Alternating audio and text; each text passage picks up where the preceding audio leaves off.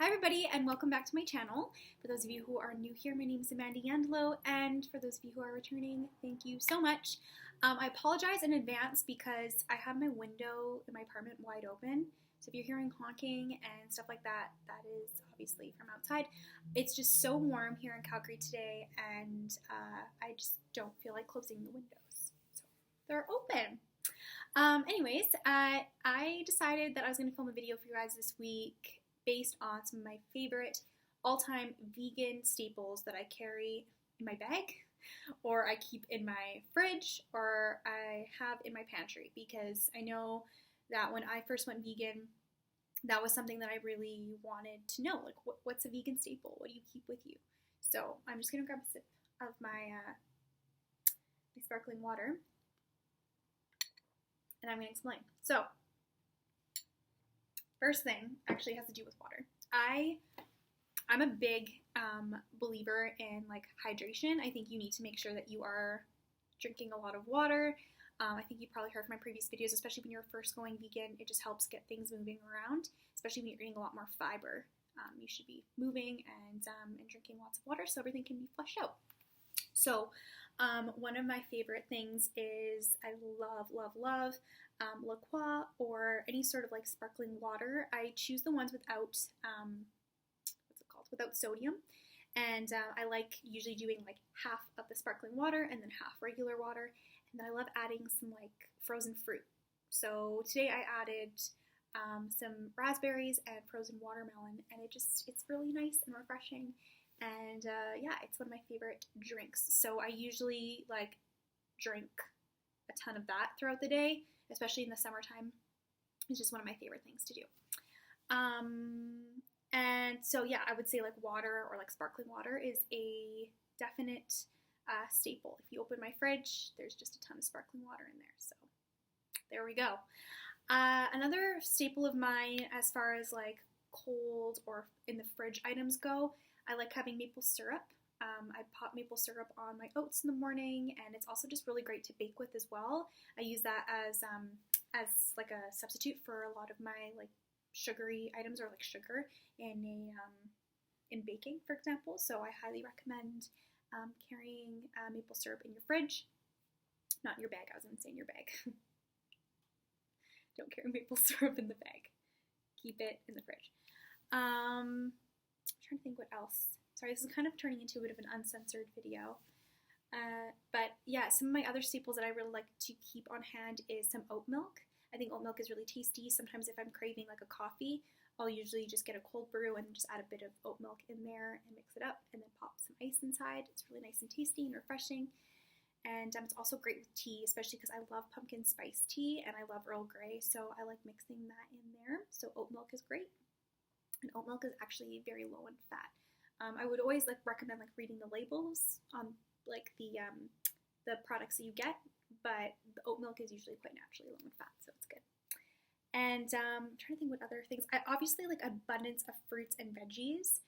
I love having a ton of fruit and veggies with me in my fridge and also in my freezer. I think, you know, people are often afraid of like frozen food in general, like frozen vegetables especially. But it's important to know that usually when those things are being frozen, they're being frozen at the proper time, like once they're like picked. So you don't need to worry about that. I would just say that a frozen food can be actually quite great because, what am I doing here? But yeah, frozen veggies are great on hand because they don't go bad. You don't have to worry about throwing them out at the end of the week because you forgot about them. But they're just great to add into pastas and soups and things like that. So I always have tons and tons of frozen mixed veggies. Costco makes great options. I like having frozen broccoli, frozen spinach. I actually like having some frozen corn as well. It's great for chilies. I think that's kind of it as far as like frozen vegetables. But frozen fruit, I love having mango, peaches, strawberries, raspberries, watermelon. I just got into watermelon this week recently and I love it. And what else do I like? Oh, I actually really enjoy frozen pitted cherries. They're really tasty and they kind of taste like a little like, I don't know, like a treat. So if you're wanting something maybe kind of like sweet, then definitely choose that for maybe like an after dinner kind of snack. And then as far as my staples go, otherwise, I guess nutritional yeast is a really big deal for me. I love having nutritional yeast. I like to sprinkle that on not everything, but almost everything. And it's got a really high amount of B12 and protein in there, so you know that you're getting some great nutrients from it. And it's really tasty. It's got like a cheesy, nutty flavor. Highly recommend if you haven't tried it yet. I also love having gluten-free vegan corn tortillas on hand. I think it's always kind of nice because sometimes I really am like in the mood for like tacos, like vegan tacos, and I love using those corn tortillas, which leads me to one of my other staples, beans. I always have tons and tons of beans, and usually wild rice or brown rice on hand. Not just for tacos and like burritos, but just because it's delicious, and I love like concocting it in my Instant Pot or my rice maker, and it's just so tasty. And like these meals literally take like 20 minutes max. I'm super lazy when it comes to cooking. I'll be completely honest with you. If it doesn't take me like less than half an hour, I'm checked out. So, because I'm just not patient. I just want to eat like right now. So I highly recommend beans and rice in your staples. And then, as far as tools, maybe getting like a rice cooker. You can get a small little rice cooker, especially if you're living in a dorm. You can find one. You don't need a giant Instant Pot, but you can literally find a mini rice cooker like Bed Bath & Beyond or like Amazon for like $20. And it makes a really great amount of rice. Pop your veggies in there, your rice in there, clean up a can of beans, pop it in, and you have a really great meal. So there you go. I also really like having some potatoes on hand. I usually will cook up a variety of like regular potatoes and then some sweet potatoes. They're delicious. So highly recommend having some potatoes on hand. You don't need to get a big old bag, but you can just get like a few, right? Especially if you live alone, you might only need, a couple of potatoes to get you through the week, but it's kind of nice to have something. And if you're craving like some French fries, you can make them at home. And you don't need to add any oil. You can just cut them up, put them on a Silpat or like a baking sheet, and then you just turn them. But I do recommend making sure you have some parchment paper or something if you're not using a Silpat, so that way it doesn't stick because you're not using oil.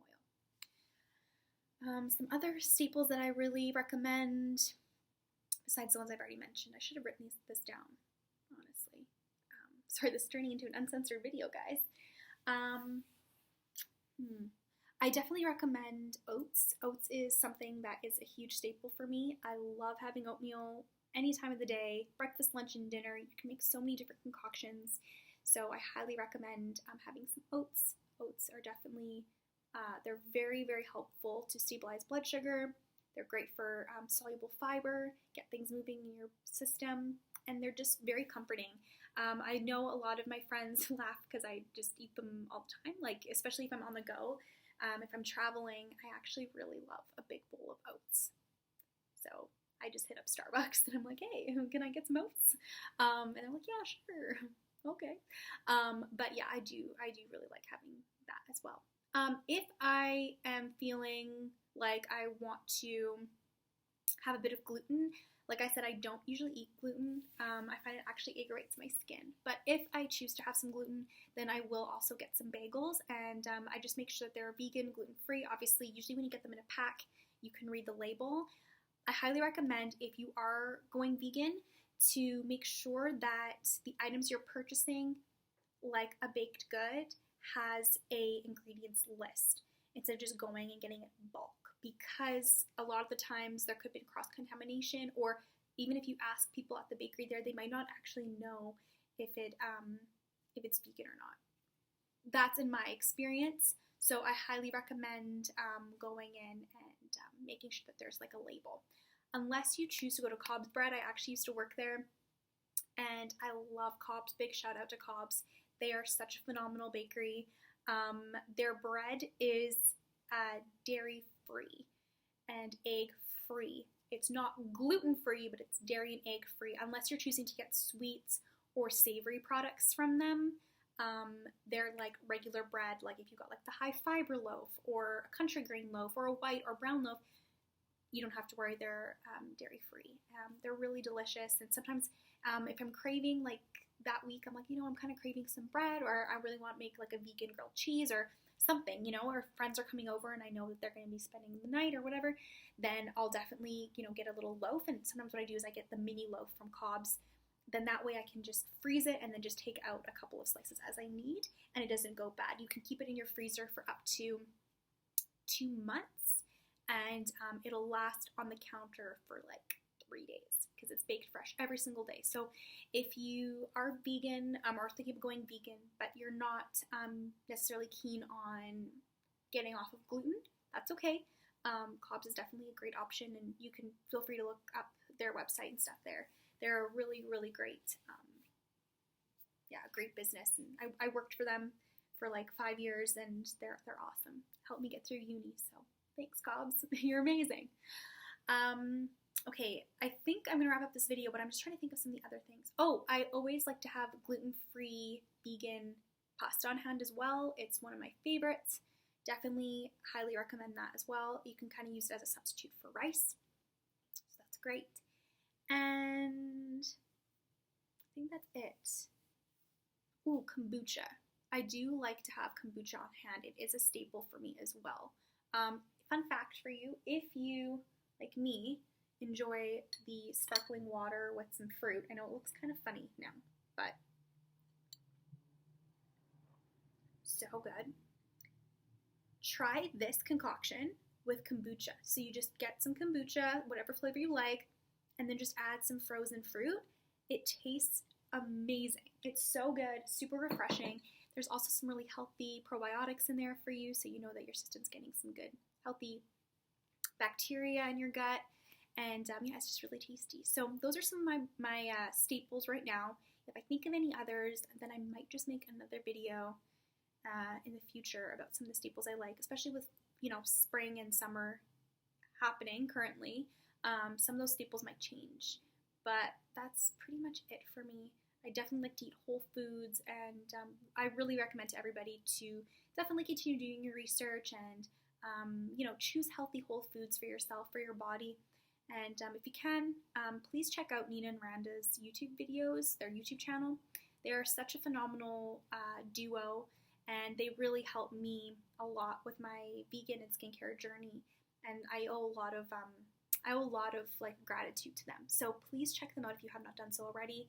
And if you're interested in learning more about the way I eat and just some of their lifestyle, influences, definitely check out their Clear Skin Diet.